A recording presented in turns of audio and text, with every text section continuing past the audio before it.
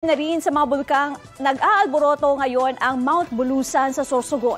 Itinaas yan ng PHIVOLCS sa Alert Level 1. Ayon sa PHIVOLCS, kasunod yan ang serye ng mga naitatalang pagyanig mula sa bulkan na nagsimula noong October 14. Sa nakalipas na 24 oras, nagkaroon na ng 15 volcanic earthquakes. May pamamaga na rin ang mga lupa sa paligid ng Mount Bulusan.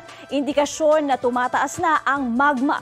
Pinaalalahanan ang mga residente na posibleng magkaroon ng phreatic explosion o biglaang pagputok ng steam. Pinagbabawalan din makapasok o pumasok sa 14-kilometer radius permanent danger zone. Ang paglipad din ng mga eroplano malapit sa tuktok ng Bulkang Bulusan ay pinagbabawal.